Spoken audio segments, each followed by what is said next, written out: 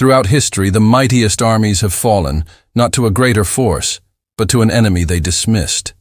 They had the numbers, the weapons, the flags, and the fanfare.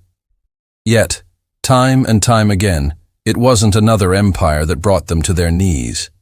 It was the shadow in the hills, the whisper in the jungle, the invisible hand that struck and then disappeared. They were called rebels, outlaws, insurgents.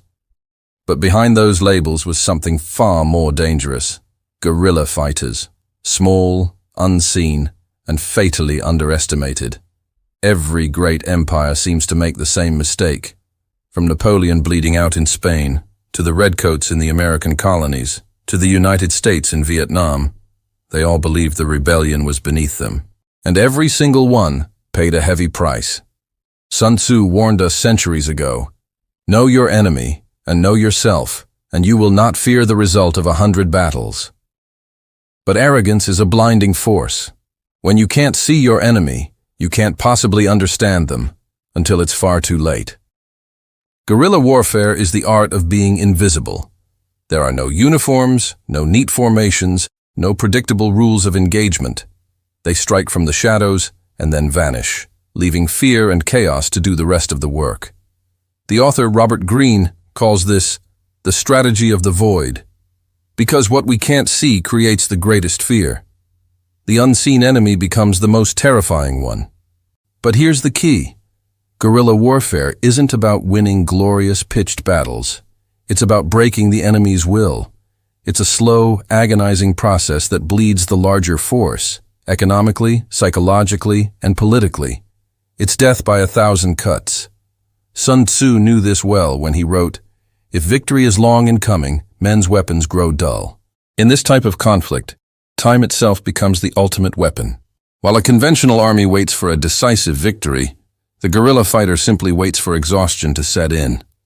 They don't need overwhelming firepower because they have something far more powerful: the terrain.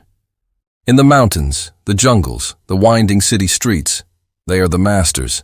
Every hidden path, every secret hiding place, every sound on the wind is an advantage for them. You, the invading force, are the intruder.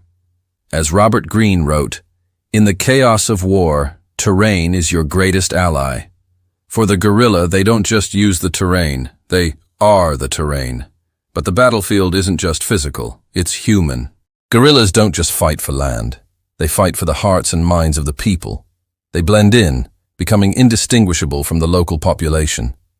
Every civilian is a potential informant, a protector, a soldier in plain clothes. Sun Tzu's advice echoes again. Treat the people well, and they will support you. Once the people are on their side, the war is all but lost for the occupying army. History remembers what arrogance forgets. Napoleon's grand empire was drained in Spain. The United States, a global superpower, retreated from Vietnam. The Soviet Union limped home from Afghanistan and never truly recovered. Each of these monumental defeats began with the same fatal thought. They were just guerrilla fighters.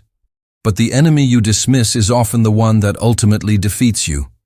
Because in war, underestimating your opponent isn't just a simple mistake. It's a death sentence. The smallest force with the deepest resolve will always outlast the arrogant. The unseen will always outthink the proud. And the quiet will always outlive the loud. This is the price of arrogance. A lesson we should all remember. Thanks for watching. If you found this interesting, don't forget to like this video and subscribe for more lessons from history. We'll see you in the next one.